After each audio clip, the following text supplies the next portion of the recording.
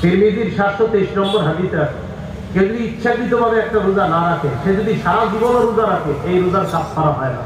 যদিও 60টা রোজার নিয়ম আছে, কিন্তু আপনি এটা রাখলেন, এটা একটা নিয়ম কাফারা। কিন্তু নবীজি বলেন সারা জীবন রাখলেও এটার ঘাটতি পূরণ হবে না। একটা রোজার দাম আল্লাহর কাছে এত বেশি। কিন্তু ইচ্ছাকৃতভাবে রোজা ভাঙ্গার কোনো সুযোগ নেই। আল্লাহ হেফাজত করেন আমাদের। তো বলছিলাম 7 নাম্বার রোজা রাখা। 8 নাম্বার দান করা। এমনি তো বলছি একটু আগে প্রতিদিন দান করবেন, রমজানে দান করা বাড়িয়ে দিবেন।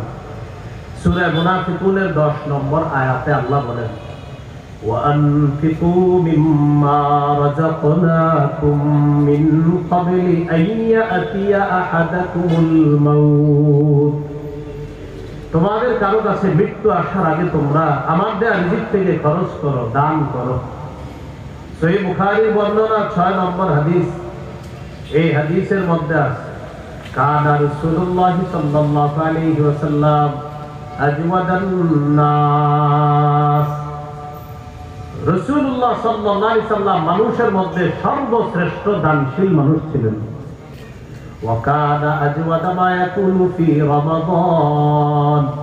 রমজান মাসে নবীজির দান করার মাত্রাটা আরো বেড়ে যেত। তাহলে রমজান ছাড়া যারা দান করতেন, রমজানে দানের মাত্রাটা আরো বাড়িয়ে দিলেন। আল্লাহ তৌফিক দান করেন। এই হলো 8 নাম্বার কাজ।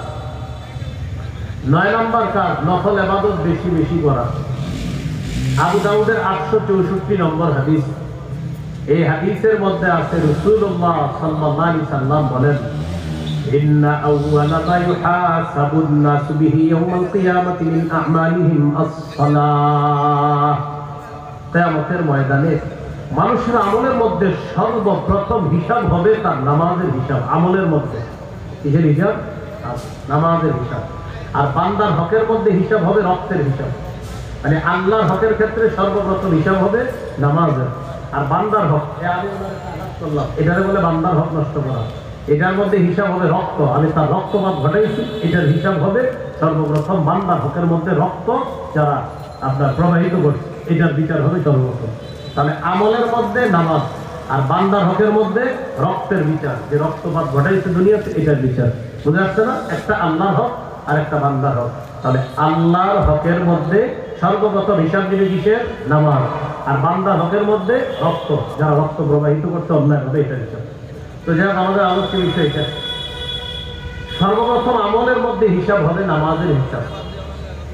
তো নামাজের হিসাব যখন হবে, ইয়াকুলু রাব্বুনা তাবারাকা ওয়া তাআলা লিমালাইকাতিহি ওয়া হুয়া আ'লাম। আল্লাহ ফেরেশতাদেরকে বলবে, আল্লাহ তো সব জানে, বলবে, উনজুরু ফি সালাতি আবদি। আমার বান্দার নামাজের অবস্থাগুলো দেখো তো তোমরা।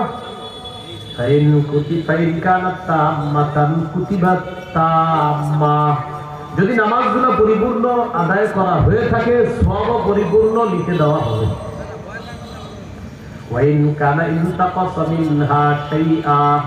যদি দেখা যায় ফরজের মধ্যে কিছু ঘাটতি আছে, তখন আল্লাহ বলবে, দেখো তো আমার বান্দার নফল আমল কি আছে। তখন তার নফল যে আমলগুলো আছে, আল্লাহ বলবেন, আতিম্মু ফরিদাতাহু মিন তাতাব্বুইহি। বান্দার নফল দিয়ে ফরজের ঘাটতি পূরণ করে দাও। তাহলে রমজান মাসের 9 নম্বর করণীয়, নফল ইবাদত বেশি বেশি করবো আমরা ইনশাআল্লাহ। আল্লাহ তৌফিক দান করেন। এমনিও রমজানে ভালো কাজের সব আল্লাহ আরো বাড়ায় দেয়। যেমন রাসূলুল্লাহ সাল্লাল্লাহু আলাইহি ওয়াসাল্লাম এক আনসারী মহিলাকে বলছে, ইআতামিরি, তুমি রমজানে উমরা করো। ফাইন্না উমরাতান ফীহি তা'দিলু হাজ্জাতান। রমজানে উমরা করা হজের সমতুল্য হয়ে যায়। রমজানে উমরা এটা হজের মতো হয়ে যায়। অন্য হাদিসে আছে, উমরাতুন ফি রমাদান কাহাজ্জাতিন তাকজি বাঈ। রমজানে একটা উমরা করা, সে কেমন যেন আমি নবীর সাথে হজ আদায় করছি। তাহলে রমজানে সব বেড়ে যায়, আমলের সব বহুগুণে আল্লাহ বাড়ায় দেয়। তো বলছিলাম 9 নম্বর করণীয়, নফল ইবাদত বাড়িয়ে দেওয়া। 10 নাম্বার, ভালো কাজ বেশি বেশি করা। সূরা কাহফের মধ্যে আছে, আল্লাহ তাআলা বলেন, ইন্নাল্লাযীনা আমানু ওয়া আমিলুস সালিহাত। যারা ঈমান আনে, নেক কাজ করে, কানাত লাহুম জান্নাতুল ফিরদাউসি নুজুলা। তাদের জন্য মেহমানখানা হিসাবে জান্নাতুল ফেরদাউস। সূরা তাগাবুন 9 নম্বর আয়াত।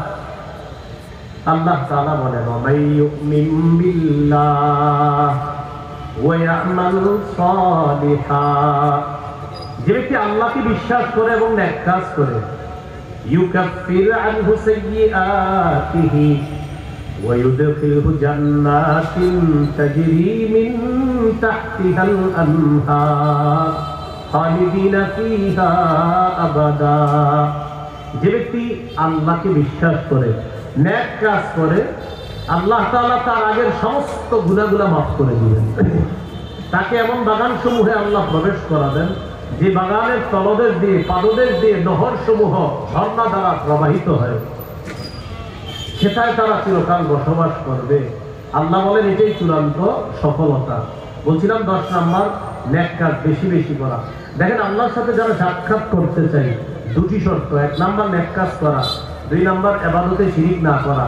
সূরা কাহফের 110 নম্বর আয়াত, মানে সর্বশেষ আয়াত, এটাই হলো 110 নম্বর আয়াত সূরা কাহফের। আল্লাহ বলেন, ফামান কানা ইয়ারজু লিকা রাব্বিহি ফালইআমাল আমালান সালিহা। যে ব্যক্তি তার রবের সাক্ষাৎ কামনা করে সেজন্য নেক কাজ করে, ওয়ালা ইউশরিক বিইবাদাতি রাব্বিহি আহাদা, তার রবের ইবাদতে সে যেন কাউকে অংশীদার না বানায়।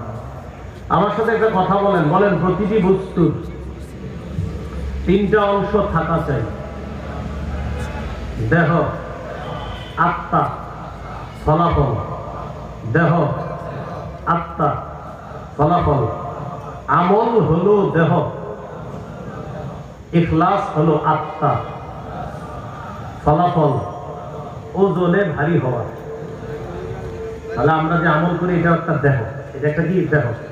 এই দেহের আত্মা হলো বিশুদ্ধ নিয়ত এবং ইখলাস। কোন আমল যদি আত্মাওয়ালা হয়, মানে আমল হলো দেহ, এটা আত্মা হলো ইখলাস এবং বিশুদ্ধ নিয়ত। তো বিশুদ্ধ নিয়ত তথা ইখলাসওয়ালা আমল যদি হয়, এই আমল ওজনের পাল্লায় আল্লাহ ভারী করে দিবেন। এই জন্য বুখারীর প্রথম হাদিস, ইন্নামাল আমালু বিন্নিয়াত। প্রথম হাদিসে মৌলিক 2টি আলোচনা, একটা হলো দেহের আলোচনা আর একটা আত্মার আলোচনা। আমলের প্রতিদান বিশুদ্ধ নিয়তের সাথে। এই হাদিসের মধ্যে 2টি আলোচনা, 1 আমল নামক দেহের আলোচনা, 2 নম্বর আত্মার আলোচনা। তাহলে প্রথম হাদিসের মধ্যে আছে দেহ আর আত্মার আলোচনা। শেষ হাদিস বুখারী 7563 নম্বর হাদিস আছে, কি আছে? সাকিলাতানি ফিল মিজান। সেখানে আছে ওজনের পাল্লায় ইখলাসওয়ালা আমল যদি কমও হয়, হালকাও হয়, একদম সহজ আমল যদি হয়, কিন্তু ইখলাসওয়ালা, এটা ওজনের পাল্লায় ভারী হয়ে যাবে। এই জন্য ইমাম বুখারী তার কিতাবে এইভাবে সাজে: প্রথম হাদিস দেহ, আত্মা; শেষ হাদিস ওজন কি হবে, ফলাফল কি হবে। প্রথম হাদিস হলো দেহ সম্পর্কে, আত্মা সম্পর্কে। আমল হলো দেহ, আত্মা হলো ইখলাস। শেষ হাদিস ফলাফল সম্পর্কে, যে তোমার আমল যদি কম হয়, ইখলাসওয়ালা আমল যদি হয়, ওজনের পাল্লায় ভারী হয়ে যাবে। তো বলছিলাম 10 নম্বর করণীয়, ভালো কাজ বেশি বেশি করা। আল্লাহ তৌফিক দান করেন। 11 নম্বর দোয়া করা। আল্লাহ তাআলা বলেন, ওয়াকালা রাব্বুকুম উদউনি আস্তাজিব লাকুম। তোমাদের রব বলে, তোমরা আমাকে ডাকো, আমি তোমাদের ডাকে সাড়া দিই, আমি তোমাদের দোয়া কবুল করি। 2টি দোয়া বেশি বেশি করব রমজানে। বলেন আমার সাথে, আল্লাহুম্মা ইন্নী আসআলুকাল জান্নাহ ওয়া আউযু বিকা মিনান নার। আবার আল্লাহুম্মা ইন্নী আসআলুকাল জান্নাহ ওয়া আউযু বিকা মিনান নার। হে আল্লাহ, আমি আপনার কাছে জান্নাত চাই, জাহান্নাম থেকে পানা চাই। এই 2টা জিনিস রমজানে বেশি বেশি চাইতে বলছে রাসূলুল্লাহ সাল্লাল্লাহু আলাইহি ওয়াসাল্লাম। একটা হলো আল্লাহর কাছে জান্নাত চাওয়া, আর একটা হলো জাহান্নাম থেকে পানা চাওয়া। তাহলে এই দোয়াগুলা আমরা বেশি বেশি করবো, বলেন ইনশাআল্লাহ। হাদিসে আছে ওয়ালিল্লাহি উতাকাউ মিনান নার ওয়া যালিকা ফি কুল্লি লাইলা। রমজানের প্রতি রাতে অসংখ্য অগণিত জাহান্নামীকে জাহান্নাম থেকে মুক্তি দেওয়া হয়। তা আপনি প্রতিদিন দোয়া করবেন, আল্লাহ আমার আত্মীয় স্বজনের কেউ জাহান্নামে আছে কিনা আমি জানি না, যদি থেকে থাকে আপনি জাহান্নাম থেকে মুক্ত করে তার নামটা জান্নাতীদের খাতায় লিপিবদ্ধ করে দেন। তাহলে 11 নাম্বার দোয়া করা। 12 নাম্বার জিকির করা। কি করা? জিকির করা। রাসূলুল্লাহ সাল্লাল্লাহু আলাইহি সাল্লাম বলেন, আহাব্বুল কালামি ইলাল্লাহি আরবা। আল্লাহর কাছে 4টি কথা সবচেয়ে পছন্দনীয়। 1 নাম্বার সুবহানাল্লাহ, আলহামদুলিল্লাহ, লা ইলাহা ইল্লাল্লাহ, আল্লাহু আকবার। এই 4টি কথা আল্লাহর কাছে সবচেয়ে পছন্দনীয়। সুবহানাল্লাহ, আলহামদুলিল্লাহ, লা ইলাহা ইল্লাল্লাহ, আল্লাহু আকবার। এই 4টি কথা আল্লাহর কাছে সবচেয়ে পছন্দনীয়। তো 12 নাম্বার জিকির করা, 13 নাম্বার ইফতার করা, 14 নাম্বার ইফতার করানো। 13 হলো ইফতার করা, 14 ইফতার করানো। ইফতার গরিব অসহায় যারা এতিম তাদেরকে করাবেন। আমার ধনী আত্মীয় স্বজন যারা, আমার ধনী প্রতিবেশী যারা, তাদের জন্য ইফতার হাদিয়া পাঠাবেন। কেন? রোজাদারকে ইফতার করানোর যে সওয়াব আছে এই সওয়াব থেকে যেন বঞ্চিত না হন, এই জন্য ধনী প্রতিবেশীকেও ইফতার হাদিয়া পাঠাবেন। রমজানে 1-2 দিন আপনি তার জন্য ইফতার পাঠিয়ে দিবেন, আবার হয়তো তিনিও আপনার জন্য পাঠিয়ে দিতে পারেন। তো বলছিলাম এই সওয়াবগুলা থেকে আমরা এই কথা বললে আমরা যেন বঞ্চিত না হই। আরে উনি ধনী মানুষ, কি পাঠাবো না, ধনী হোক তাও ইফতার পাঠাবেন, সওয়াব থেকে যেন আমরা বঞ্চিত না হই, এই জন্য ইফতার পাঠাবেন। তাহলে 13 নাম্বার ইফতার করা, 14 নাম্বার ইফতার করানো, 15 নাম্বার ইফতারের সময় দোয়া করা। ইফতারের সময় কি করা? দোয়া করা। তিরমিজির হাদিস 3598 নম্বর হাদিস। قال رسول الله صلى الله عليه وسلم ثلاثة لا ترد دعوتهم। 3 ব্যক্তির দোয়া ফিরিয়ে দেওয়া হয় না। 1 নাম্বার الصائم حتى يفطر। রোজাদার যখন ইফতার সামনে নিয়ে দোয়া করে, ইফতারের সময় দোয়া করে, তার দোয়া ফেরত দেওয়া হয় না। 2 নাম্বার ওয়াল ইমামুল আদিল। ন্যায়পরায়ণ পুরুষ শাসকের দোয়া ফিরিয়ে দেওয়া হয় না। কি শাসক? আমি তো ন্যায়পরায়ণ শাসক বলি নাই, পুরুষ শাসক বলছি। পুরাটা বললেন ন্যায়পরায়ণ কি শাসক? হ্যাঁ, এই পুরাটা বলবেন ন্যায়পরায়ণ কি শাসক। আমাদের বাংলাদেশে বেশি বেশি বলবেন, বলেন কি শাসক? ন্যায়পরায়ণ পুরুষ শাসকের দোয়া ফিরিয়ে দেওয়া হয় না। 3 নাম্বার ওয়া দাওয়াতুল মাজলুম। মাজলুমের দোয়া ফিরিয়ে দেওয়া হয় না। তাহলে এই 3টার মধ্যে একটা হলো রোজাদারের দোয়া ফিরিয়ে দেওয়া হয় না। রোজাদারের দোয়া কি করা হয় না? ফিরিয়ে দেওয়া হয় না। এই হলো 15 নাম্বার করণীয়। 16 নাম্বার করণীয় রমজানের শেষ দশকে ইতিকাফ করা। 17 নাম্বার করণীয় লাইলাতুল কদর তালাশ করা। 16 নাম্বার করণীয় ইতিকাফ করা, 17 নাম্বার লাইলাতুল কদর তালাশ করা। দেখেন, যারা লাইলাতুল কদর সহজে পেতে চান তাদের সহজ উপায় হলো ইতিকাফ করা। আপনি চাইতেছেন যে আমি লাইলাতুল কদরটা আল্লাহর কাছ থেকে পেতে চাই, সহজে কাছে ইতিকাফ করেন 10 দিন, আপনারা কেউ ডিস্টার্ব করবে না, এই 10 দিন খালি ইবাদতে থাকবেন। রাসূলুল্লাহ সাল্লাল্লাহু আলাইহি সাল্লাম শেষ দশকে ইতিকাফ করেছেন। এই বুখারীর 2033 নম্বর হাদিসের মধ্যে আছে, আম্মা জান আয়েশা সিদ্দিকা রাদিয়াল্লাহু তাআলা আনহা বলেন, কানা রাসূলুল্লাহ সাল্লাল্লাহু আলাইহি ওয়াসাল্লাম ইয়াতাকিফু ফিল আশরিল আওয়াখির মিন রমাদান। রাসূলুল্লাহ সাল্লাল্লাহু আলাইহি ওয়াসাল্লাম রমজানের শেষ দশকে ইতিকাফ করেছেন। যদিও বর্ণনা আছে রাসূল 30 দিনে ইতিকাফ করেছেন। প্রথম দশকে করেছেন লাইলাতুল কদর পাওয়ার জন্য, পায় নাই। দ্বিতীয় দশকে করেছেন লাইলাতুল কদর পাওয়ার জন্য, পায় নাই। পরে জিবরিল আমিন এসে বলে দিয়েছে, হুজুর লাইলাতুল কদর শেষ দশকে। তো নবী বলে দিলেন, শোনো এই দশকে লাইলাতুল কদর পেয়ে যাও। এটা আমাকে জানিয়ে দেওয়া হয়েছে যে লাইলাতুল কদর শেষ দশকে। 21, 23, 25, 27, 29 নম্বর রাতে আমরা তালাশ করব।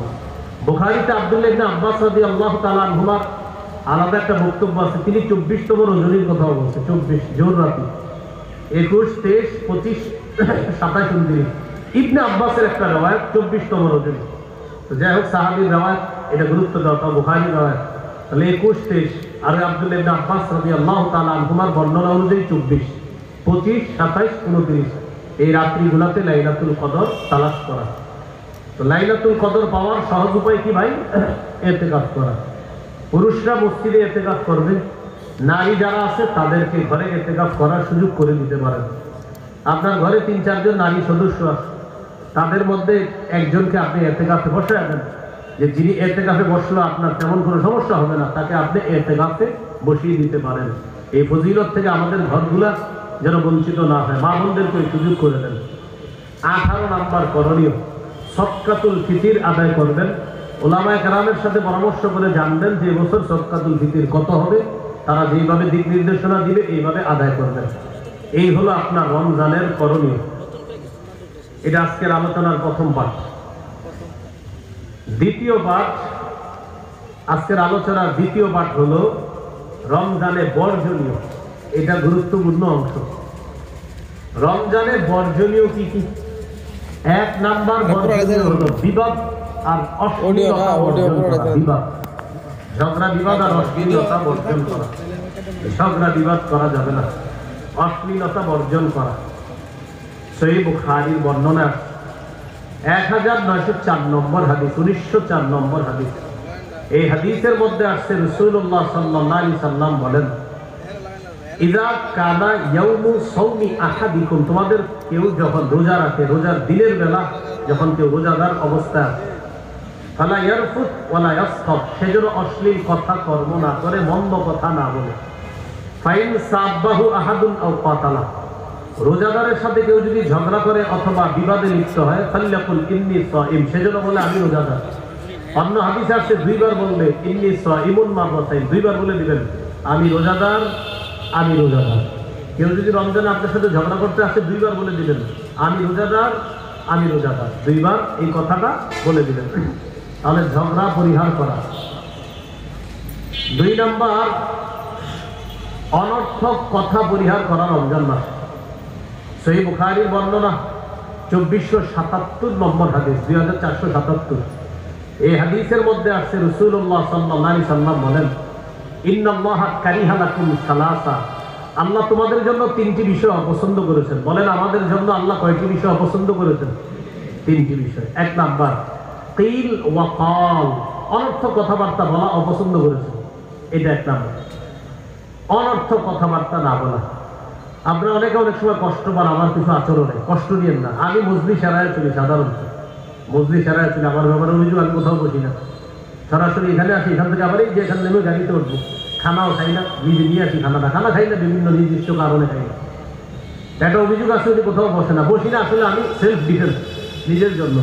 আমার দ্বারাই অনর্থক কথা হয়ে যাবে কারোর সাথে, এই জন্য আমি বসি না। মনে করতে পারেন আমি আমারে বাঁচাই, আপনারা ভালো মানুষ, কিন্তু আমার হয়ে যাবে।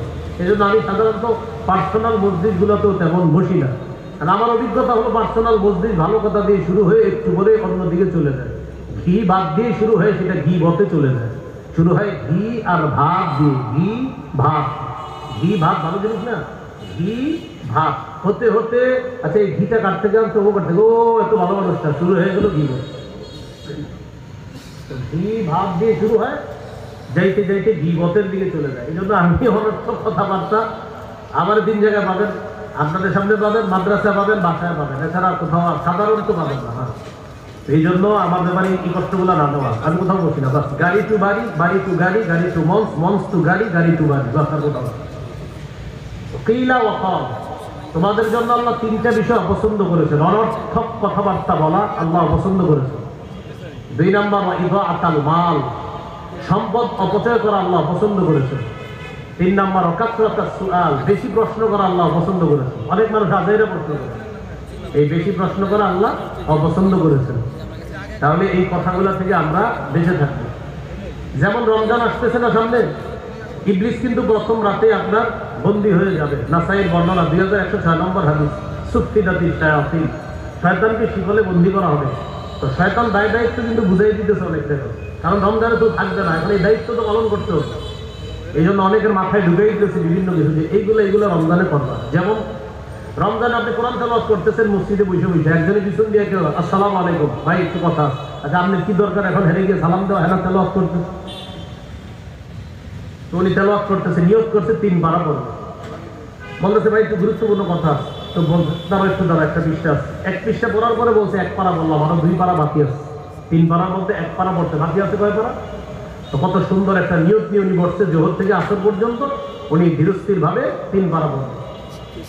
ইতিমধ্যে উনি সালাম দিয়ে বলতেছে, রোজা রাখছেন? জি আলহামদুলিল্লাহ। সাহারি খেয়েছেন? আলহামদুলিল্লাহ। গত রাতে তারাবি পড়েছেন? আলহামদুলিল্লাহ। 20 পড়ছেন না 8 পড়ছেন? যাক, আপনারা সমস্যা না, আপনি বললেন 20ও পড়ছি 8ও পড়ছি। আমি না প্রথমে বলছি 20ও পড়ছি। আমাদের 3 নম্বর করণীয় ছিল কি? তারাবি। আর 5 নম্বর করণীয় ছিল তাহাজ্জুদ। 4 নম্বরটা ছিল তেলাওয়াত। বলবেন 20ও পড়েছি 8ও পড়েছি। আরে কি বলেন? হ্যাঁ 20ও পড়ছি 8ও পড়ছি। আরে 20 8, আরে 20 8 দুটোই পড়ছি। মানে কিভাবে? বলবেন 20 টাকার তারাবি সাহাবায়ে কেরামের ঐক্যমতে এটা প্রথম রাতে পড়েছি। আর ওই যে তোমার 8 টাকার তাহাজ্জুদ পড়ছি, এটা নবীজির 12 মাসের আমল। তো সাহারির সময় আল্লাহ যেহেতু উঠেছে এই জন্য 8 টাকা তো পড়ছি। নিয়ত আছে 12 মাস পড়ার, পারি না, কিন্তু 8 টাকা যেহেতু 12 মাস করতে পারি না, রমজানে যেহেতু উঠি তাই বললাম। উনি আসছিল আপনার আসর পর্যন্ত গেজানোর জন্য, কিন্তু আপনি এমন এক জব দিচ্ছেন, টেনশনে বলে আছে, পরে বলবে পড়েন নাই, কি বলবেন পড়ি নাই, দিলে এগুলো ঝগড়া টগড়া করি নাই। এরপরে যদি বলে ভাই বুকটা কিলবিল করতেছে, কথা বলবো, বলবেন সুবহানাল্লাহ বলেন 100 বার বলবেন, এরপরে বলবো।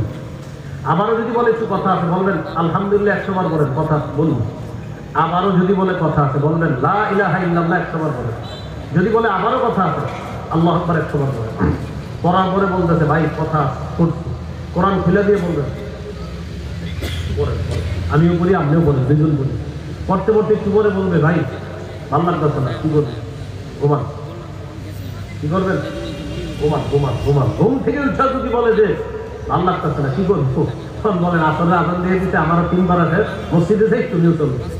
এদেরকে এইভাবে ছাড়া আমি কিন্তু কোনো শত্রুর কথা বলি নাই। 20 8 দুটোই বলছি। এখন আপনি মনে মনে ভেবে দেন হুজুর মনে আমারে গেছে, তো আপনার মধ্যে স্বভাব থাকলে তো আপনি কি গেছি। এখন অনেকে ভাববে এটা মনে আমাদের, ভাই আপনার মধ্যে স্বভাব থাকলে আপনারই বলছি, সত্যি। এই জন্য আপনারা শিখে যান যে এই স্বভাব যেন কারো না, আপনি অনর্থক পেটালের জন্য রমজানে তাদের ইচ্ছা করেন। এই হলো আপনার 2 নাম্বার, অনর্থক বাদানুবাদ করা যাবে না। 3 নাম্বার, মিথ্যা কথা পরিহার করা। 3 নাম্বার বর্জনীয়। বলেন মিথ্যা বলা অপরাধের মা। বলেন তো অপরাধের মায়ের নাম কি? সমস্ত অপরাধের মায়ের নাম কি? মিথ্যা। সমস্ত অপরাধের মা মিথ্যা। মিথ্যা কথা বলা যাবে না, আল্লাহ হেফাজত করেন। বুখারীর বর্ণনা 1903 নম্বর হাদিস, নবী বলেন মান লাম ইয়াদা কাওলাল যুর ওয়াল আমালা বিহি ফালাইসা লিল্লাহি আইয়াদা তাআমা ওয়া শারাবা। যে ব্যক্তি রমজানে রোজা রাখা মিথ্যা কথা ছাড়তে পারে নাই, যে ব্যক্তি রমজানে রোজা রাখা মিথ্যা ছাড়তে পারে নাই, তো নবীজি বলেন তার খানা না খাওয়া আর খাওয়ার মধ্যে আল্লাহর কোনো, আল্লাহ পাক রব্বুল আলামিনের কাছে কোনো গুরুত্ব নেই। সে ব্যক্তি যে না খায়া রোজা রাখতেছে কিন্তু মিথ্যা ছাড়তে পারে নাই, নবীজি বলেন ও মিথ্যা ছাড়তে পারে নাই, আবার রোজা রাখছে। খানা না খাইলেই কি, পানি না খাইলেই কি, এই না খাওয়ার মধ্যে আল্লাহ তাআলা কোনো গুরুত্ব দেখেন না। আল্লাহর কাছে এই না খাওয়ার কোনো গুরুত্ব নাই, কারণ সে মিথ্যা ছাড়ে নেই। রোজা রাখছে দিনের বেলা কি ভিডিও কত 1200 এলাকার লোক না, আমি উত্তর পাড়ার লোক। এরা খালি হ্যাঁ 62 জিবি খালি কি খালি করছেন? সব সারি দিয়েছি, খালি বনে রাখছিলাম।